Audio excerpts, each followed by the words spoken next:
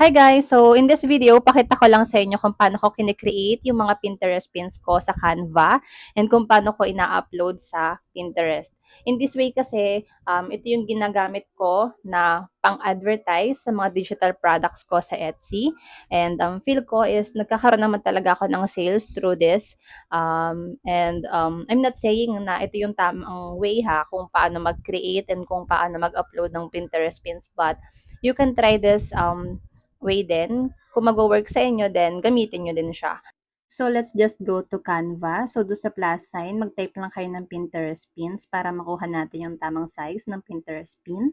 So, pagka-click nyo, lalabas yung blank na template. Tapos, type lang kayo ng anything related dun sa digital product na ipopromote nyo. Like, yung sa akin is girl working on a laptop. So, naghahanap lang ako ng anything na medyo malapit dyan sa thought na yan. And then, ayan. So, meron na akong napila this time. So, ayan yung gagamitin natin. And then, after that is maghahanap naman ako ng anything plain na white na background. So, hanap muna tayo. Ayan. Bastang hinahanap ko is yung mga free lang Free lang yung ginagamit ko. So, hanap tayo ng anything white. So, ayan. And then, adjust natin yung size. Gusto natin is ilagay lang natin siya sa center.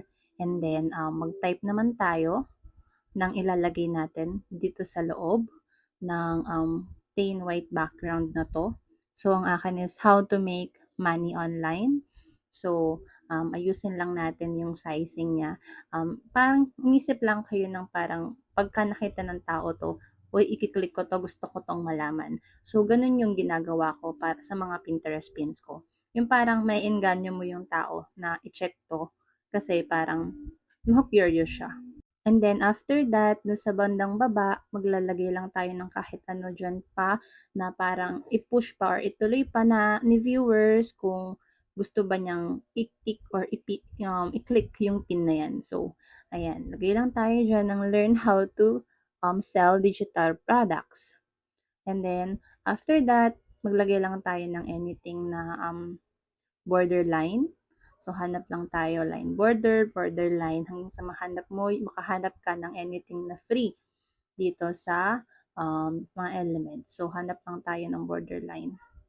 Wait lang. Parang meron ako nahanap niyan recently. Try lang natin hanapin. Medyo mahirap din kasi maghanap ng free. So, ayan. Meron na tayong nakuha.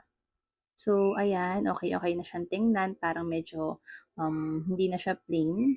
So, after that naman is mag-ano naman tayo ng isang rectangle dun sa bandang baba. Parang call to action siya. Lalagyan natin siya dun sa bandang baba para mas maengganyo pa si viewer. Ang ilalagay natin dyan is something na parang pwede mong sabihin kay viewer na sige na i-click mo to, ganun. So, ang ilalagay natin dyan is read more. Ayan, palitan lang natin yung kulay. Ayan, so ayan, polish lang tayo. And then, one thing pa pala, sa bandang baba, lagay din pala natin yung website natin or yung Etsy shop link natin. Ilagay natin sa bandang baba para malaman din na it's a website or pwede siyang i-view kasi meron lalabas ng mga details pa when you click the pin. So, ayan, lagay lang natin yung name ng or Etsy shop link nyo dun sa bandang baba. So, ayan, type lang natin. Wait lang. Okay, so ayan. For me, okay na yan. Okay na siya para sa akin. Parang maengganyo na rin naman si viewer kapag ganyan itsura. So, isasave mo lang yan as PNG. And then kapag na-save mo na siya as PNG, upload naman natin siya sa Pinterest.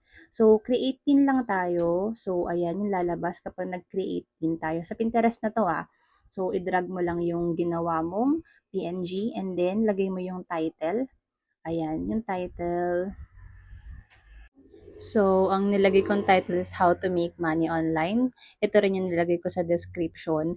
Hindi ako sure kung paano ba gumawa nito, pero ayan, ganyan ako gumawa. Lagyan ko lang ng ganyan and then maglalagay din ako ng hashtags after nito. Pero one thing pala, pwede nyo pala kayong gumamit ng ChatGPT dito. Hindi ko lang nagamit this time. Pero pwedeng gumamit ng ChatGPT, mag-ano ka na lang, give me title to a Pinterest pins about ganito, ganito, give me description to a Pinterest pins, ganito, ganito. So, ganun na lang yung gawin nyo.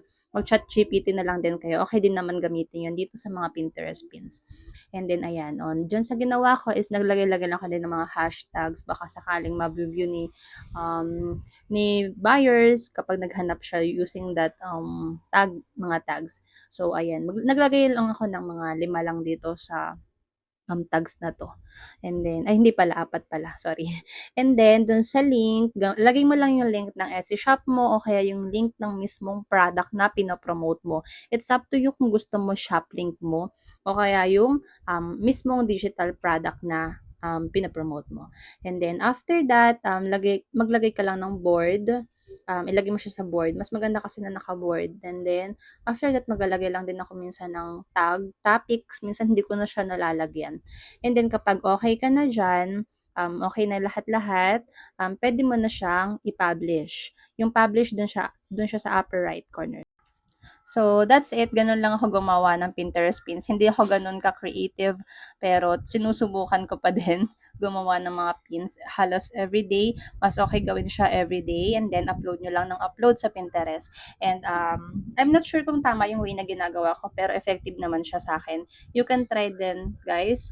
And then, check nyo kung magiging effective siya sa inyo. Free lang naman kasi yung pag-create ng mga pins.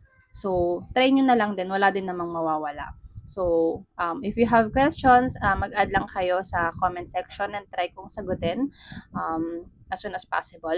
And then, if you're interested with my digital products, you can check the link in my bio.